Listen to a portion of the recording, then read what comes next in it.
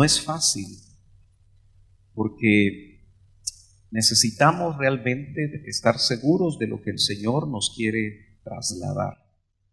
Pero para mí es especial cuando el Señor me habla temprano y pone en mi corazón a veces una frase, que puede ser como en este caso de un versículo bíblico, que tal vez no estaba meditando en él, pero el Señor puso este versículo que se encuentra en el capítulo 5 y verso 7, pero especialmente la frase que hoy es el tema de esta mañana, que es Cristo en los días de su carne.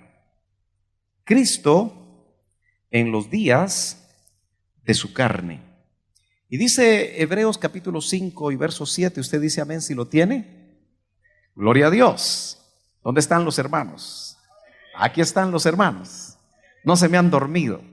Gloria a Dios. Dice Cristo en los días de su carne, habiendo ofrecido oraciones y súplicas con gran clamor y lágrimas al que lo podía librar de la muerte, fue oído a causa de su temor reverente. Los domingos anteriores hemos estado hablando acerca de el temor a Dios, ¿se acuerda usted? Y yo no sé si usted como a mí, y se lo he compartido, ha venido usted meditando acerca de lo que es tener temor a Dios.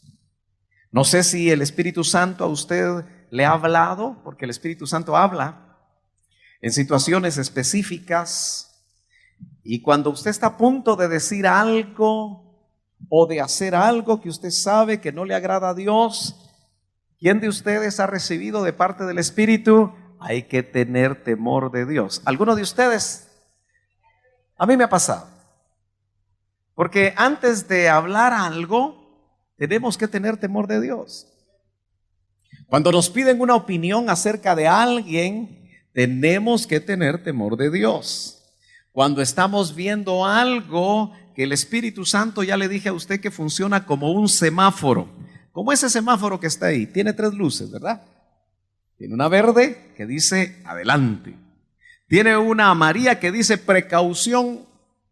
Esa es la precaución que tienen que tener todos los que predican aquí, aunque no enciendan el semáforo. No sé si está encendido o está apagado, pero parece que como el pastor no hace mucho caso, pero sí quiero hacer caso, ya lo encendieron. Así que me dicen a mí, adelante.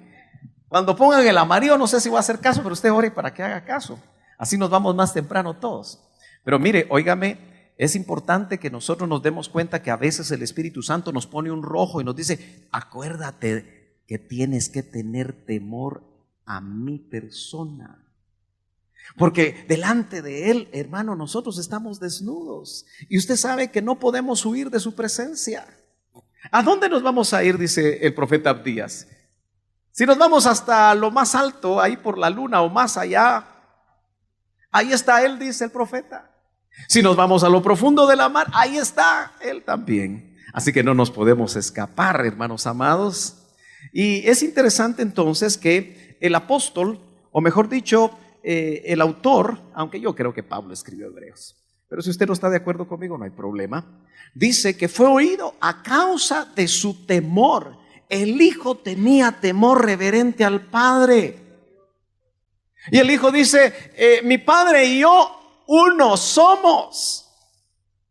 Pero ¿por qué habla que él tuvo temor reverente? Porque fue en los días de su carne. Pero lo interesante, hermano amado, es que el Señor me dijo, predícales hoy, y yo hago caso, sin ley y sin pago. Predícales que ellos también están en el día o en los días de su carne. Usted y yo estamos viviendo en los días de nuestra carne, porque antes de tener carne ya existíamos. ¿Cuántos dicen amén? Ya teníamos una vida espiritual. Entonces lo que estamos viviendo en la tierra, comparado con la preexistencia, hermano amado, es un tramo muy corto.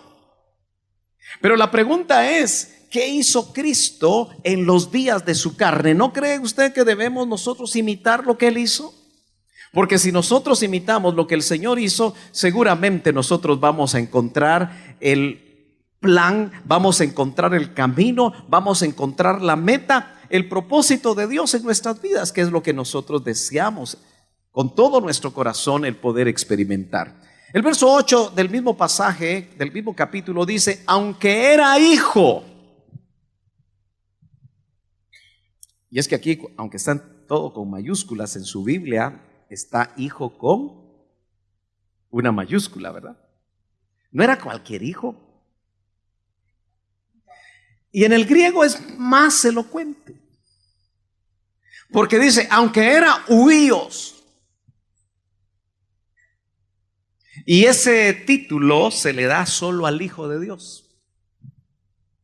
Lo lindo es que los que estamos dejando que el Señor nos trabaje y nos madure, vamos a llegar también a ser huíos, pero sin ser divinos, pero sí participantes de la naturaleza divina.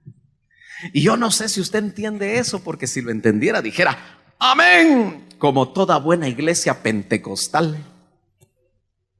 Porque esta es una iglesia pentecostal, hermanos, ¿o no? Llena del poder del Espíritu Santo. Aleluya. Entonces, ¿por qué se queda tan calladito? Aleluya. Gloria a Dios. Así con fuerza, hermano, debe salir de aquí. Gloria a Dios. Aunque era hijo, y era hijo desde la eternidad pasada, el verbo increado. En el principio era el verbo. ¿Qué principio? Un principio de millonadas de años. Pero dice en el principio, marcando un punto en una línea de tiempo, ya era. ¿Estamos de acuerdo? Porque Él es eterno. Y el verbo era con Dios. Y el verbo era Dios. Aunque era hijo, aprendió en los días de su carne. Acuérdese. ¿Qué aprendió en los días de su carne? Hermano, eso es difícil de entender. Pero note que dice que en los días de su carne, porque cuando estaba con Dios, cuando era con Dios, indudablemente ahí no se sometía el uno al otro. Es un misterio enseñar sobre la triunidad, decía mi pastor. Me gusta más eso que Trinidad. Triunidad. 3 en 1. Porque ¿cuántos dioses son? Oye, Israel, Jehová tu Dios, uno es, pero se manifiesta en 3. Usted también es una unidad. A veces pareciera que su alma jala para este lado y su espíritu para el otro, porque a veces el espíritu y el alma están divorciados. El espíritu quiere orar y el alma quiere bailar. No estoy diciendo danzar. El alma quiere pasear un día domingo soleado como este, y el espíritu quiere venir al culto. A veces, como sucede en las parejas que están un tanto distanciadas, ella jala para un lado y él para el otro. Espero que hoy nadie haya venido así. Pero si vino así, que la palabra del Señor, aleluya, restaure. Que la palabra del Señor bendiga. Que la palabra del Señor nos permita a nosotros realmente caminar como un matrimonio en Cristo. ¿No cree usted? Aunque era hijo en los días de su carne, no se olvide de eso. Porque ¿cuánto duró los días de la carne o en la carne del Señor Jesús? ¿Cuánto duró? 33 años y medio. ¿Estamos de acuerdo con eso? Algunos hacen sus estudios un poquito trasnochados, ¿verdad? Pero cada quien arma las cosas como puede y quiere. Que él estuvo en la tierra 40 porque les gustan los 40. Pero yo sigo pensando, hermano, por lo que dice la Biblia, que él estuvo 33 años y medio. Dice amén. Fue un periodo corto. Yo ya casi estoy doblando eso. No, todavía no, pero ya más o menos. Algunos de ustedes ya doblan esa edad, pero como no se les pregunta, ¿verdad? Especialmente si son damas. Dice, aunque era hijo, aprendió obediencia. ¿Cuántos aquí ya somos hijos? ¿Tiene usted testimonio de ser hijo de Dios? Solo que le cuento que es tecnón. No es huíos todavía. Pero ojalá que ya haya avanzado de ser tecnoncito. ¿Cuántos creen que ya avanzaron y ya no son tecnones? Ay, hermano, hábleme en idioma español. Pero usted me entiende, ¿verdad? El tecnón es el que acaba de nacer de nuevo. No sé si ya anda usted caminando en una siguiente fase, porque el Hijo de Dios debe desarrollarse, debe fortalecerse. ¿Usted se ha dado cuenta que las fotos que le toman a aquellos niños Gerber, o ya no toman fotos a los niños Gerber? ¿Sabe lo que es? Es la marca de las compotas. Bien rosaditos, ¿verdad? Bien daditos. Y bien guapos los niños o las niñas, ¿verdad? Niña Gerber. ¿Alguno de ustedes fue niño Gerber? El que dijo amén. Vamos a ver si es cierto. De repente hoy es hombre Gerber. Y le tomamos fotos y las vendemos pro templo. Pero mire, hermano amado, ¿ya avanzó usted? ¿Ya es un paidoncito por lo menos? Papacito, no dije papacito, dije paidón. ¿O ya avanzó a ser un nepio? ¿Por dónde va caminando usted? Porque necesitamos desarrollarnos. Y venimos al culto para comer bien. Y ojalá que aprovechemos comer bien. Dice, aprendió obediencia. Si usted ya es hijo, le cuento que también tiene que aprender la obediencia. Aunque era hijo, aprendió la obediencia. Pero ahí se pone la cosa triste, complicada, por lo que padeció. Entonces quiere decir que en el padecimiento se aprende obediencia. ¿Cuántos están aprendiendo o estamos aprendiendo un poquito de obediencia en estos días? ¿Hay padecimientos en su vida? ¿Hay sufrimientos? ¿Hay enfermedades? ¿Hay escasez? ¿Hay situaciones que no sabemos cómo manejar? ¿Nos sentimos frustrados por algunas cosas? ¿Nos sentimos tristes por otras? El pueblo del Señor, cuando viene al culto, lo maravilloso es que no importa cómo vengamos, podemos alabar y glorificar el nombre de nuestro Señor Jesucristo, porque sabemos que lo que está sucediendo tiene un plan. Pero parece que hay que aprender la obediencia en medio de las tribulaciones. Y lamentablemente, hermano amado, no podemos pasarnos de largo en esa escuela. Es la escuela del sufrimiento. Yo les decía ayer a los jóvenes, ¿cuántos quieren servir al Señor? Y le cuento que solo uno dijo amén. Así que yo me sentí otra vez en Betel, porque cuando yo digo, ¿cuántos quieren servir al Señor?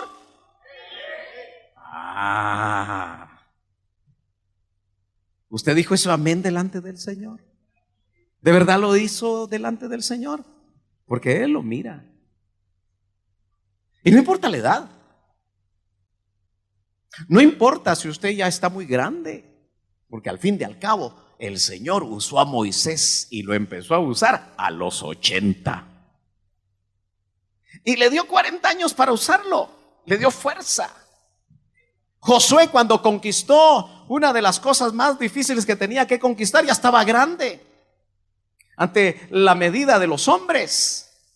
¿Cuántos creen que el Señor nos puede dar nuevas fuerzas? Aleluya. Yo necesito nuevas fuerzas. Porque cuando predico 2 veces al día, ya me canso, como el domingo pasado. Gracias por todos los que oraron cuando iba camino a Panajachel. Algunos creo que se preocuparon. Y mire, hermano, las oraciones son escuchadas. Porque cuando vine de regreso, yo dejé mi carro el día lunes en casa. Y el martes, cuando salí con mi esposa, solo recorrió 100 metros el carro y se le fue, según los expertos mecánicos a los que llevo mi carro, aleluya, que están por aquí, se le fue una flecha o se trabó una flecha, no sé cómo fue la cosa. Yo dije, Señor, gracias, porque eso no pasó cuando iba para allá, porque ahí hay unas curvas y unas bajadas veras feitas, ¿verdad? Pero el Señor es bueno, así que si usted oró, el Señor le escuchó, porque sucedió después. Ya el carrito ya está mejor. Así que la obediencia es, hermano, la aprendemos precisamente cuando nosotros enfrentamos algunas situaciones. Usted recuerda que el Señor en los días de su carne, si leyó el primer verso, dice que Él hacía oraciones y súplicas. ¿No es lo mismo entonces la oración que la súplica? O cuando estamos orando suplicamos. ¿Cómo ora usted? Señor, en el nombre de Jesús, el que predica Pablo, yo te pido que me des a mi amada. ¿Así predica usted o suplica? ¿Cómo se suplica? ¿Cómo le suplica una hermana a su esposo? Cómprame esos zapatos. Sí, mijito, por favor. ¿Cómo suplican los niños?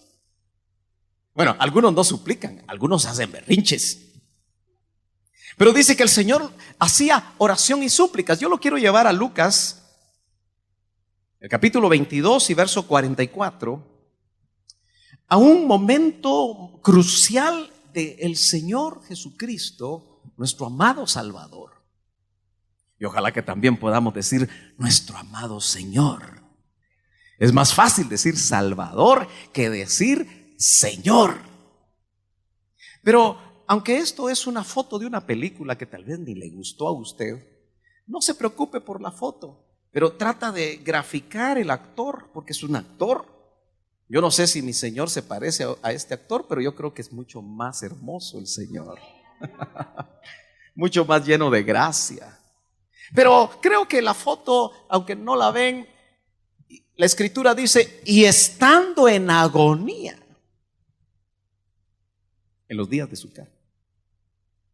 Y acuérdense que al principio le dije que nosotros ahorita estamos viviendo en los días de nuestra carne, porque cuando ese esperma entró a ese óvulo de nuestra mamá, hermanos amados, y empezó 9 meses donde usted se desarrolló en el útero, y esa vida intrauterina que usted tuvo por 9 meses, aleluya, el Señor ya estaba haciendo una obra especial y usted le empezaron a formar su cuerpo. Amén. Aquí entre nos, ¿usted ama su cuerpo? ¿Sí lo ama? ¿Sí? Aunque la nariz esté así. Aunque el estómago esté un poquito grandote. Pero eso ya depende de usted, ¿verdad? Se pueden bajar, se pueden subir. Pero ¿le gusta lo que ve en el espejo? Ese es su cuerpo, debe amarlo. Amén. Algunas le cambian de color al pelo. Cada quien con su gusto y todos con chiclets. ¿Verdad que sí? Otros le hacen implantes al cabello porque ya se les está cayendo. Aleluya. Pero mire, hermano amado, dice, y estando en agonía, yo le añado ahí entre líneas, en los días de su carne, porque ese es el énfasis de esta mañana. ¿Cómo oraba? ¿Cómo oraba, hermano amado? Con mucho fervor. ¿Sabe que el fervor ya se nos olvidó? Esta mañana tenemos que ser muy honestos. ¿No cree usted? ¿Cómo será orar con fervor? ¿Todavía usted ora con fervor? Es orar como afiebrado. No es orar 5 minutos. Orar con fervor no se siente en las horas. Y el Señor ahí está orando en un momento de agonía y dice que su sudor se volvió como gruesas gotas de sangre que caían sobre la tierra. Como mi pastor no solo era pastor, sino que también fue médico de cuerpos y médico de almas. Si yo escribiera una biografía del hermano Otto, no me vaya a robar el título. Yo le pondría a esa biografía médico de cuerpos a médico de almas. ¿A cuántos fue usado el hermano Otto para sanar su corazón? Bien poquitos. Aquí veo algunos que caminaron con él. ¿Sí? Pero hay otros. Fíjense que hace poco mandaron una receta que el doctor Ríos había hecho para un hermano que ya está más o menos de mi edad, porque parece que el doctor era pediatra. Y entonces le recetó y guardó la receta. Toda María está la receta, pero la puso en Facebook. Como un recuerdo de hace como 40 y no sé cuántos años que el doctor le recetó. Así que a ese hermano también le sanó el cuerpo, como instrumento de Dios. Porque los médicos son instrumentos de Dios. Que el Señor bendiga a los médicos. Amén. Pero note usted que el fenómeno de sudar gotas de sangre no es retórica, sino como médico él nos dijo, conociendo los procesos que se pueden dar en situaciones tan extremas de sufrimiento, porque dice que estaba en agonía. Y estaba en agonía porque, hermano, él estaba viendo lo que venía dentro de pocos días. Y él no solamente estaba viendo la muerte en la cruz, que era cruenta, era la muerte más ignominiosa del Imperio Romano, pero era la más cruenta, la más dura, la más difícil, la que se le aplicaba a los peores criminales. Así que nosotros éramos reos de muerte y teníamos que haber pagado el precio de nuestro pecado, y el Señor nos sustituyó. Qué amor más grande el del Señor para nosotros. Dale un fuerte aplauso al Cristo de la gloria que nos amó de esa forma.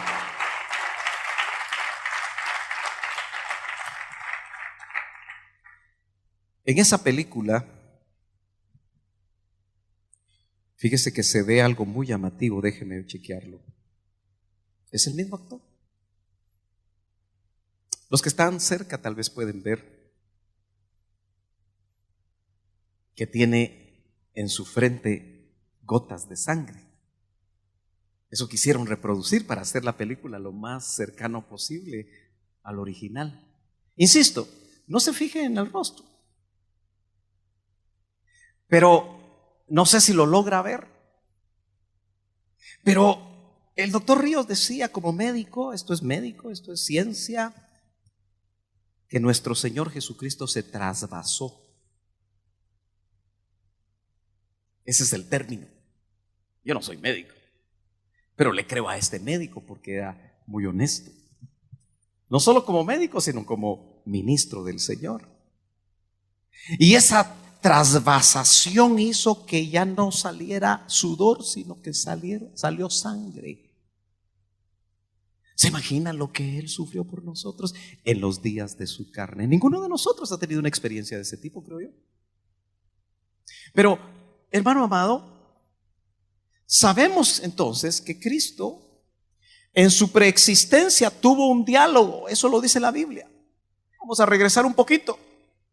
Tuvo un diálogo con el Padre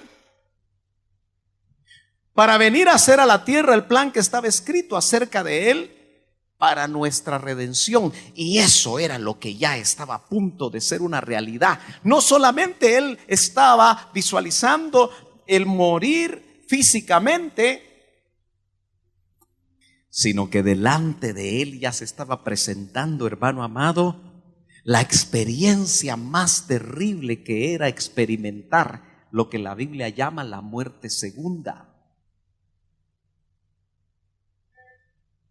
Él no solo murió por nosotros en la cruz, yo se lo tengo que recordar,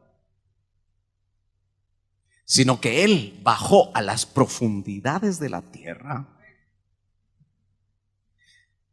Y como decía mi hermano Otto, y yo lo creo con todo mi corazón, y aunque el tema no es el holocausto, porque sería demasiado amplio, nuestro Cristo amado salió, Él volvió a la vida en la tumba y bajó a sustituir a todos nosotros para inaugurar el lago de fuego. Yo quiero que usted medite, tal vez si lo ha oído por primera vez, trate, hermano, de entender lo que yo le voy a decir. Si tiene dudas, puede preguntarme. Pero el destino final de todo pecador que no se arrepiente en la tierra, usted sabe que es el lago de fuego. Y Cristo, que no hizo ningún pecado, pero que habían establecido con el Padre un plan para redimirnos a todos nosotros pecadores, tuvo que seguir la ruta de un pecador, cargando el pecado de todos nosotros. Eso era lo que a Él lo tenía en agonía. ¿Me está siguiendo? Y por eso, nuevamente el autor a los Hebreos nos dice, por lo cual, al entrar Él en el mundo, porque Cristo entró en el mundo, pero nosotros también, porque ya existíamos preexistencialmente cuando entramos en el mundo. ¿Me está entendiendo, hermano? Dígame si me está entendiendo. Eso me retroalimenta a mí para saber si me estoy dando a entender. Dice, por lo cual al entrar Él en el mundo, dice, sacrificio y ofrenda no has querido. Eso estaba establecido por la ley.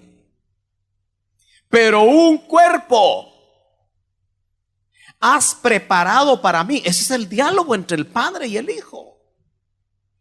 El Padre sabía que las ofrendas, que los sacrificios de animales solo era temporal. Era producto de un antiguo pacto, que como dice la Biblia, solamente hacía que los pecados fueran pasados por alto. Pero se necesitaba un cuerpo y una sangre, por supuesto. Y el que se dispuso fue nuestro amado Señor. ¿No será que debemos amarlo con todo nuestro corazón? ¿No será que tenemos que tenerle a Él un temor reverente por lo que Él hizo? Pero el diálogo continúa y dice, en holocaustos y sacrificios por el pecado no te has complacido. Entonces dije, diálogo preexistencial, no había, el Señor no tenía cuerpo aún, era el Verbo. Entonces dije, he aquí, yo he venido. Y entre paréntesis nos da una explicación maravillosa y misteriosa. En el rollo del libro que está escrito de mí. Son palabras del Señor recogidas por el autor a los Hebreos por revelación.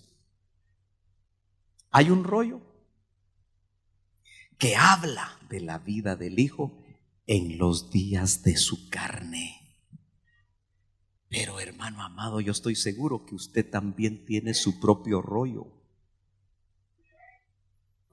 La Biblia deja entrever que hay un libro de obras. Amén. Y dice Efesios capítulo 2 y verso 10 que nosotros fuimos, hermano, el 8 dice, por gracia sois salvos por medio de la fe, y esto no de vosotros porque es un don de Dios, no por obras para que nadie se gloríe, dice el verso 8.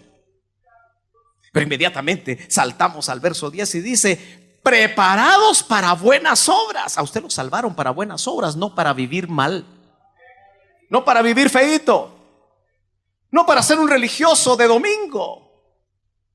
A usted lo prepararon para hacer buenas obras, dice, las cuales Dios preparó de antemano para que anduviésemos en ellas. Y estoy seguro que están escritas. En el caso del Hijo, dice que hay ahí en el rollo, dice, está escrito para hacer, oh Dios, tu voluntad. Si usted también y yo tenemos un rollo, ¿no cree que tenemos que meternos con Dios para conocer la voluntad de Dios? Mire, yo digo cosas como el Señor me las pone. Amén. Pero yo me pregunto, ¿cuántos de ustedes ya no deberían de estar aquí, sino sirviendo en una obra donde el Señor los quiere tener? Aló. Porque será que Dios tiene como propósito que nosotros nos sentemos en una silla por los años de los años y de los años. O el Señor te está preparando a ti para algo. Mire, yo me gozo porque aquí hay gente que predica y predica bonito. Dios los usa. ¿Se ha dado cuenta usted? Y todavía no han pasado todos los que van a pasar. Aleluya. Pero yo me pregunto, si en 10 años todavía están aquí, ¿no será que Dios tiene un plan? ¿Oyó usted una de las profecías? ¿O usted no oye las profecías? Si el Señor no viene en 10 años, ¿dónde se visualiza usted? ¿Aló? ¿O no tiene planes usted? ¿No le ha hablado algo el Señor a usted? ¿Aló? ¿No le ha dicho algo? ¿No le ha dado promesas? Aleluya. Porque estoy seguro que los planes, como dice Jeremías, de Dios son de bien y no de mal para sus hijos. No me vaya a interpretar mal que yo lo estoy echando. No, si el que lo va a llamar es el Señor. Y yo lo que espero es que el Señor me diga a mí también. Aleluya. Para que todo sea en orden. Gloria a Dios. Pero el que pasa por este púlpito y el Señor lo respalda, digo yo ahí atrás, ¿cuál será el plan? Ay, entonces, hermano, ya no le voy a aceptar la invitación. Gloria al Señor. ¿Usted anhela hacer la voluntad del Señor en los días de su carne? Gloria a Dios. Al igual que el Señor, nosotros tuvimos una preexistencia, se lo vuelvo a repetir, y estamos viviendo, acuérdese, en los días de nuestra carne. Yo ya llevo 57 años bien vividos. Aleluya. Yo no sé cuántos lleva usted, hermano, y cuántos todavía vamos a vivir en la tierra, pero yo quiero vivir los días de mi carne haciendo la voluntad de mi Padre. Espero que usted también anhele hacer la voluntad de su Padre. Gloria a Dios. Pero mire, hermano amado, siguiendo lo que vemos en estos versículos que acabamos de leer en Hebreos, en los días de la carne del Señor vimos que hacía 5 cosas. Hacía oraciones. Hermano amado, ¿cómo está su vida devocional? Medite por un momentito. ¿Se puede decir que usted es un hombre de oración? una mujer de oración, un joven de oración, una señorita de oración. Medite por un momentito. ¿Cómo está su tiempo? ¿Solo ora para la comida o ya ni para la comida ora? El que ora se le nota. ¿Se le nota a una persona cuando ora? Se le nota. El Señor en los días de su carne, y como también nosotros tratamos de emular lo que Él hizo. Porque, hermano amado, nosotros tenemos que tener la imagen del Hijo si nos queremos ir con Él. Hemos visto que Él ya viene. Hemos visto las señales. Pero si todavía nosotros seguimos solo investigando si viene o no viene, pero no oramos, estoy seguro que nos podemos quedar, hermano. Porque Él lo que hacía en los días de su carne era oraciones. ¿Cuánto ora usted diariamente? Ay, hermano, ¿habrá que llenar una medida? No. Pero hay días que se te olvida orar. Cuando estás enfermo o cuando estás enferma y ya no oras, es cuando más hay que orar. Cuando estás frustrado, oras. Cuando te accidentas, oras. Cuando trabajas, oras. Cuando las cosas se complican, oras. O vas a buscar quien te ayuda. Mejor busquemos al que nos puede ayudar. ¿Qué es la oración? Es un diálogo con nuestro Padre. Aleluya.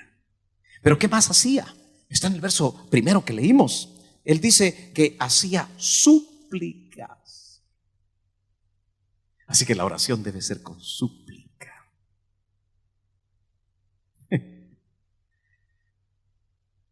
Una vez un ministro, porque también los ministros hacen algunos chistes o por lo menos mencionan algunas cosas un poco jocosas. Yo no soy bueno para eso, ni quiero serlo en el púlpito. Pero ¿usted se ha dado cuenta que hay personas que cuando oran suplican? Y esta hermana le decía al Señor: ay, papito, papito, papito, papito. Y me cuenta ese pastor que decía tanto así en súplica que se le acercó un diácono y dijo: ¿y qué quiere mi mamaíta? Creía que a él estaba hablando. Pero ¿cómo le habla usted a su papá? Usted tiene papá. Aunque su papá de la tierra no esté, aunque su papá de la tierra se fue, aunque su papá de la tierra le falló, aunque su papá, usted todavía tenga cuentas pendientes en su corazón con él, su papá celestial está ahí. ¿Y por qué no suplicarle a él? Eso era lo que hacía el Hijo en la tierra, en los días de su carne, suplicar. Y qué mejor ejemplo que el Getsemaní.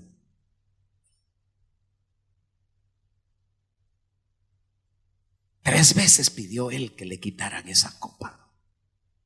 Suplicó. Yo creo que nosotros no entendemos lo que realmente el Señor vivió por nosotros. Y tres veces le dijeron que la voluntad de su Padre era que experimentara esa copa. Y misericordioso es Dios que lo hizo por nosotros. ¿Usted se imagina que no lo hubiera hecho? Pero Él soportó lo indecible por cada uno de nosotros. ¿Cuántos están dispuestos que las próximas oraciones, especialmente esas que usted necesita hacer por sus hijos? Hermano, a veces tenemos que suplicar por nuestros hijos. Señor, no permitas que se equivoquen, Señor. Porque llega un momento en que los hijos son adultos y tienen que tomar sus decisiones. Y nosotros tenemos que suplicar: Señor, ¿no será, mis hermanos, que se nos olvidó la súplica? que oramos muy circunspectos. A veces como los fariseos, que oraban: Señor del cielo y de la tierra, yo te doy gracias porque no soy como este bandido que está a la par mía. Dice que a los fariseos les gustaba orar en público. Eso lo decía el Señor. Por eso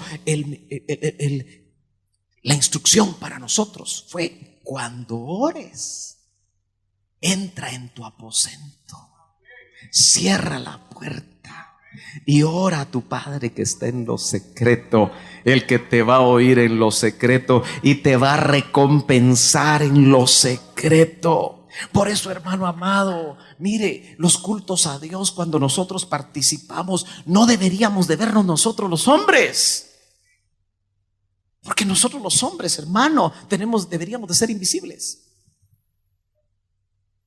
Porque en ningún momento tenemos que robarnos el show. Lo que usted debería de ver en un culto es la presencia del Señor. Por eso, hermano amado, qué importante es que nosotros, antes de servir, oremos y supliquemos: Señor, ten misericordia. Que yo pueda ser instrumento para trasladar una palabra que pueda cambiar la vida de los oyentes. Hermano amado, yo ya me cansé que la gente me diga: qué bonito mensaje usted. ¿De qué me sirve eso a mí?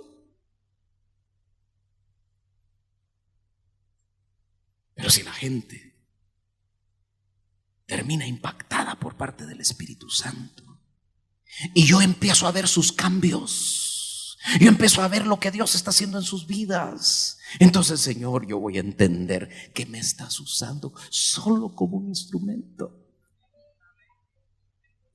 ¿Qué más hacía el Señor? Clamaba. Dice que con clamor. ¿Qué es un clamor, hermano? Yo sé que esto es sencillo, pero clama usted.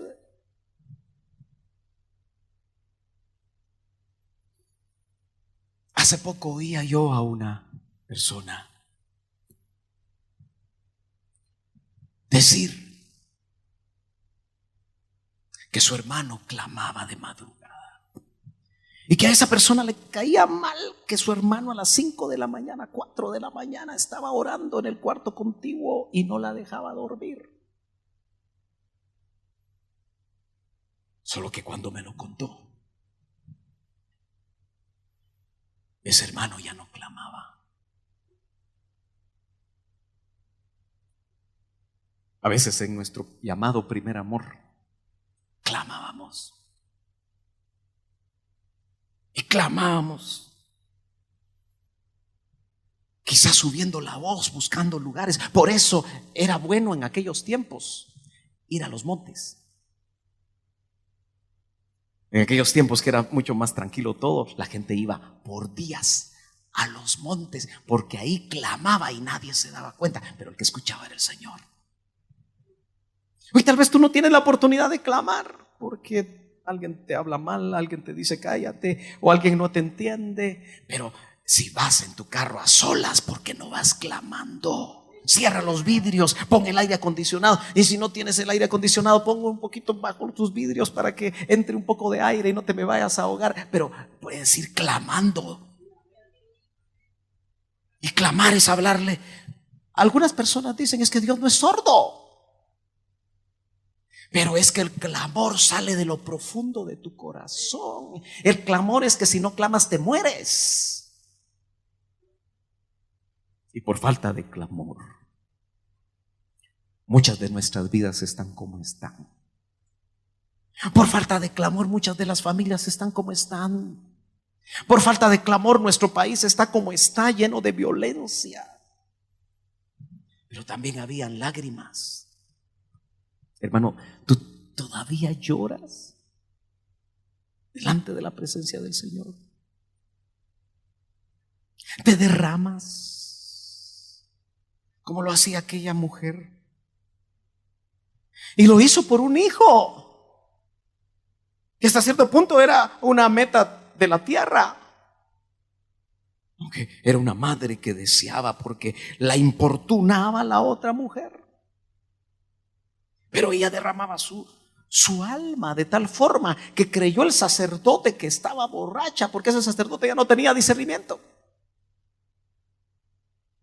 Hay momentos en los que tú todavía lloras. Hermano, qué feo es irse de un culto sin haber mojado los ojos. Si de una alabanza no te hace mojar los ojos, hermano, discúlpame, pero estás carnal.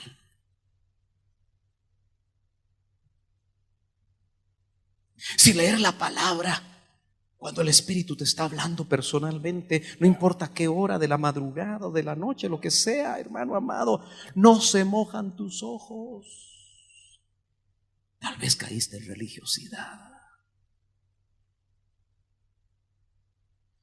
Porque para eso nos dieron los sacos lagrimales, los pusieron como parte de la creación. Qué triste es que una mujer llore por un hombre, porque está despechada. Qué triste que un hombre llore por una mujer. Y tiene derecho, porque al fin y al cabo son sus sentimientos. O que llores por una beca que no te dieron. O que llores por cualquier situación que no lograste alcanzar aún en el ministerio. Pero si no lloras en la presencia del Señor, en los días de tu carne, ¿cómo lo hacía Él? Con clamor y lágrimas. ¿Se ha dado cuenta que a veces caemos en la vanidad de orar por cosas materiales y le lloramos al Señor por las cosas materiales? Le lloramos al Señor por salud física, pero le lloramos por sentir su presencia. Le lloramos por hacer su voluntad, porque hay cosas que hacemos, hermano, dentro del plan de Dios en nuestras vidas que son dolorosas.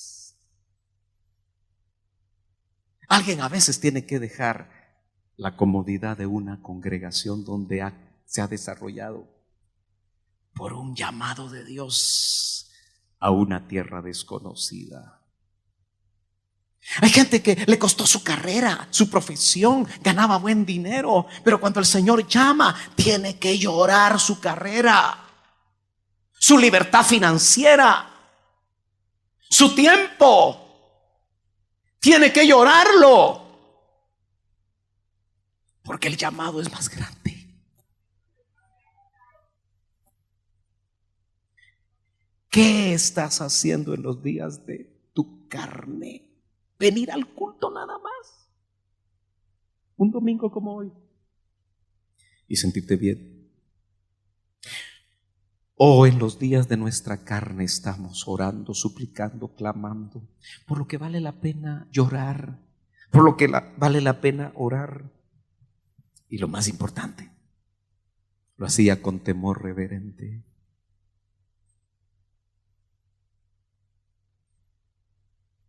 Cuando nosotros podamos practicar el temor reverente delante de Dios, muchos de nuestros problemas de congregación se van a terminar. Porque cuando tú hagas algo con un hermano y tienes temor reverente, no lo vas a ofender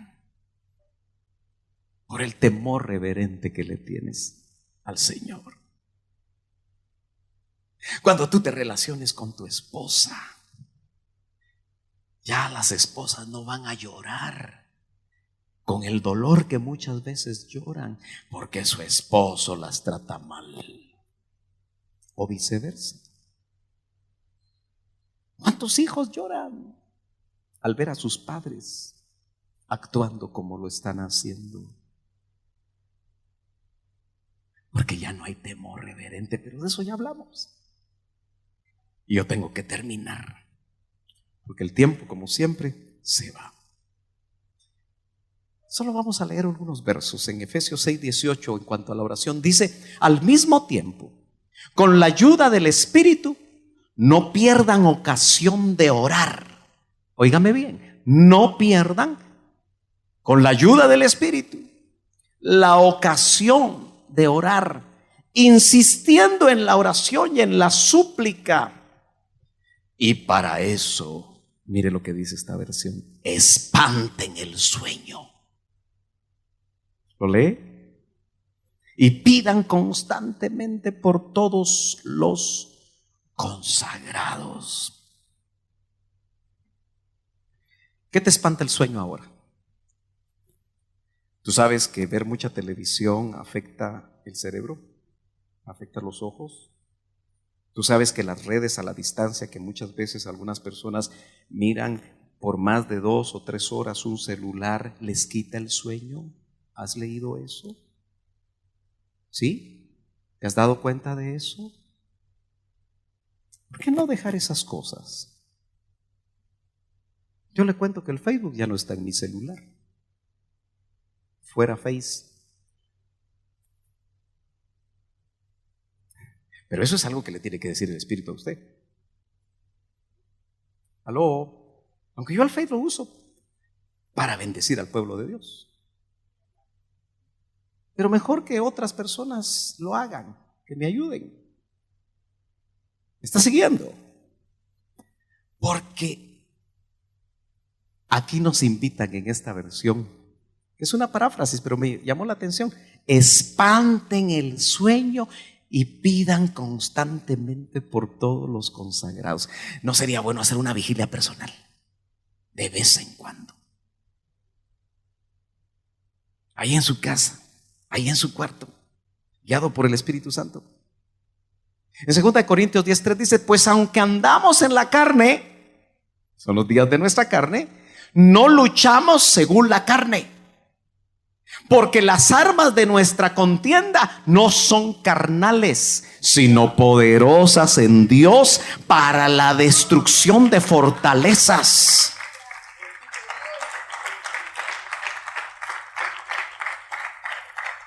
¿No será que un hijo que se está alejando del Señor, un esposo que se está alejando del Señor, una hermana que se está alejando del Señor, es porque hay batalla espiritual? ¿No será que se han abierto puertas espirituales donde se han cedido derechos? ¿No será que hay que tomar, hermano, las armas de nuestra milicia, que dice que no son carnales, sino poderosas en Dios para la destrucción de fortalezas? Una fortaleza espiritual es como un castillo lleno de murallas donde la persona está adentro y no puede salir. No son murallas físicas, son murallas espirituales. Destruyendo, dice la palabra, especulaciones y todo razonamiento altivo. ¿Usted sabe que a veces tenemos razonamientos altivos? Yo puedo estar predicando y usted tener en su mente un razonamiento altivo. Pero a mí la palabra del Señor me dice que todo razonamiento altivo que se levante en contra del conocimiento de Dios, y poniendo todo pensamiento en cautiverio a la obediencia de Cristo. Pensamientos equivocados, agárrelos en el nombre de Jesús. Use la fe, agárrelos y llévelos cautivos a la obediencia de Cristo. Y dígale: mira, ese pensamiento no viene de Dios, yo lo echo fuera y lo llevo a la obediencia de Cristo. Y cite versículos en su mente cuando está orando acerca de lo que es la obediencia a Cristo. Tu concupiscencia, porque hay concupiscencia en los ojos, ¿está haciendo ver otras mujeres, tú que eres hombre casado? Agarra ese pensamiento altivo que se levanta en contra de lo que le agrada a Dios, y le dices: no adulterarás. No mirarás la mujer de tu prójimo para desearla en tu corazón, porque ya adulteraste. Pero estoy citando la palabra. Y viceversa, porque ahora también las mujeres echan sus ojitos, sus miraditas. Ahora no es solo el hombre el que adultera.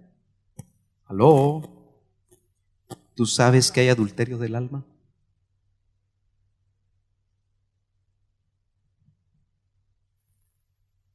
Ya se puso seria la cosa.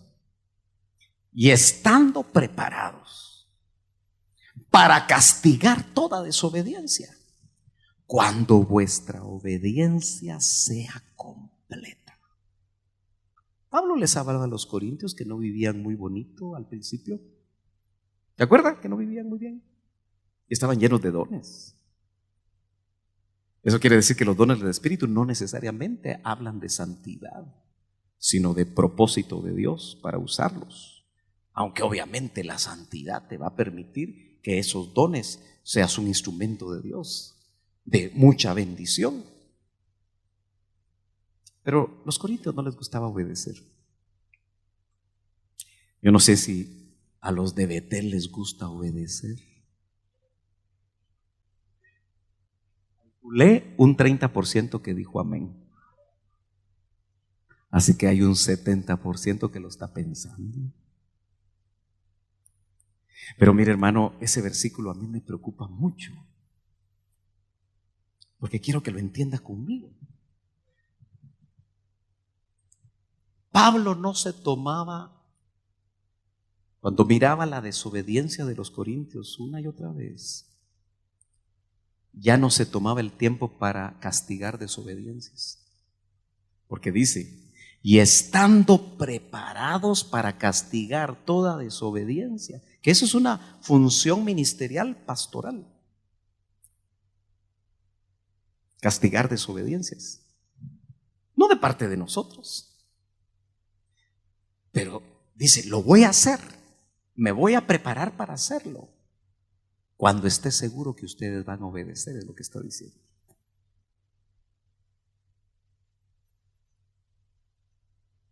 Solo a este lado le voy a hablar.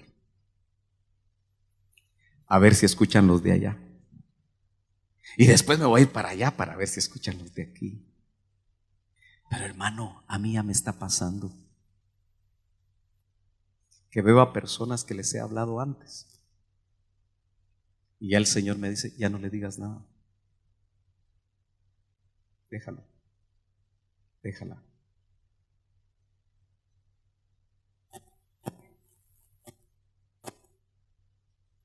Y para mí eso es delicado. Usted sabe que yo soy metiche, ¿verdad?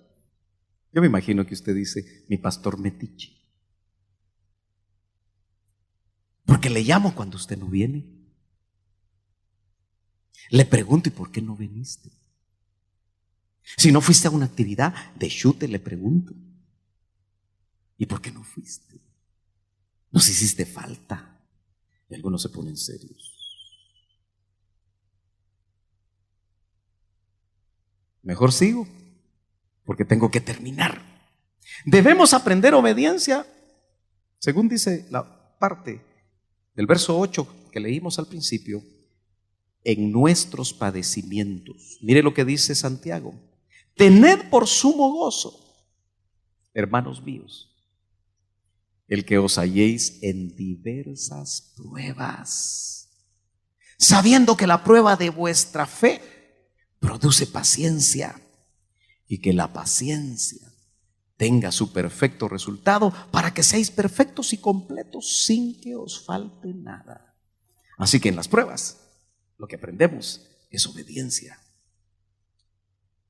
Primera de Pedro 1:6, en lo cual ustedes se regocijan grandemente, aunque ahora por un poco de tiempo, si es necesario, sean afligidos con diversas pruebas o tentaciones,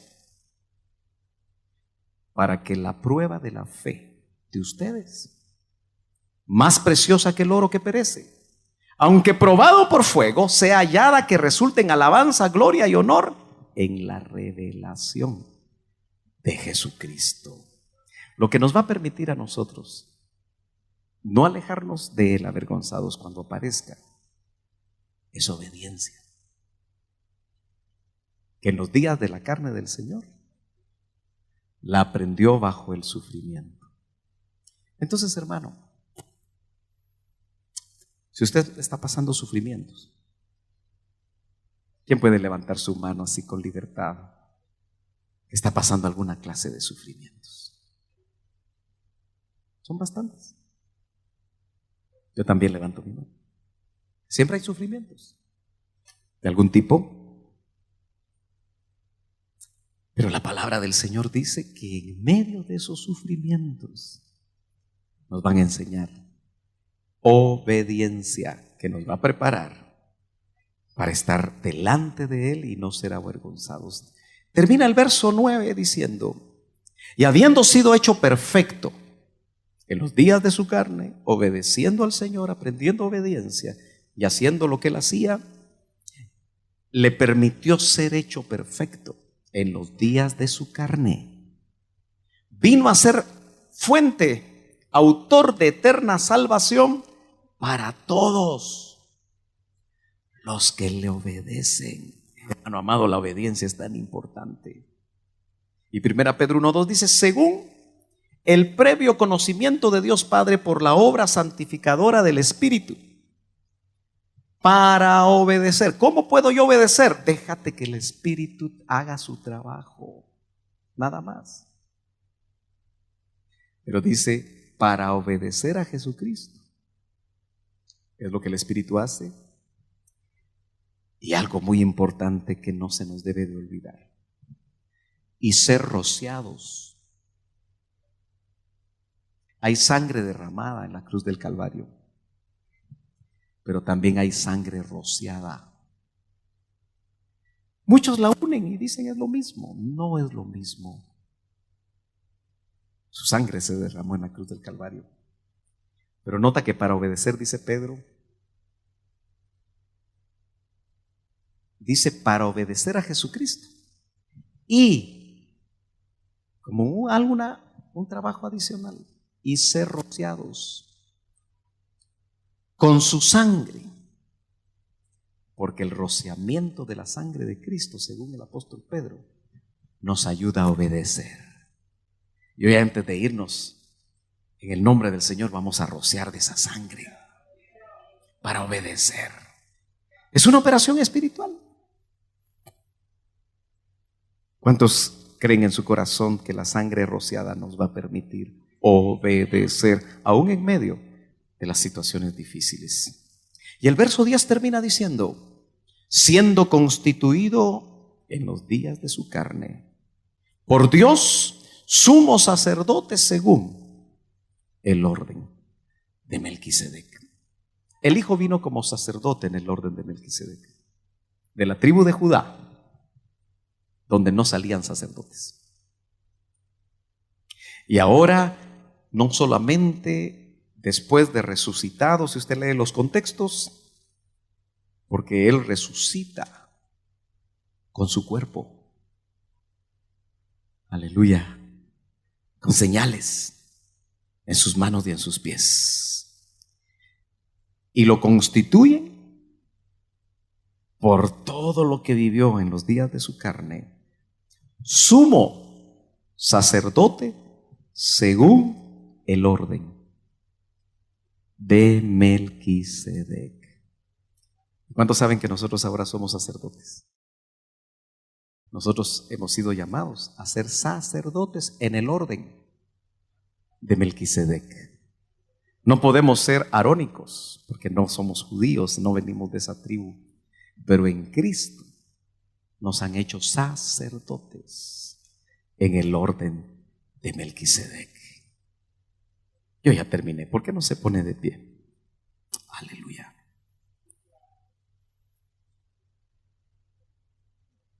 Póngase de pie. Gloria a Dios.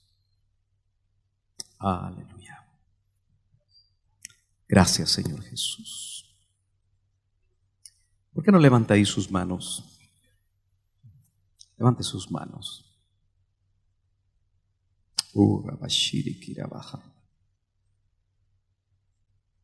Todos los que estamos aquí estamos viviendo en los días de nuestra carne. No es fácil, aunque no lo recordamos. Fue mejor nuestra preexistencia, porque estábamos en la presencia del Padre, en la escuela del Padre, aprendiendo. Y los días de nuestra carne se han vuelto un probatorio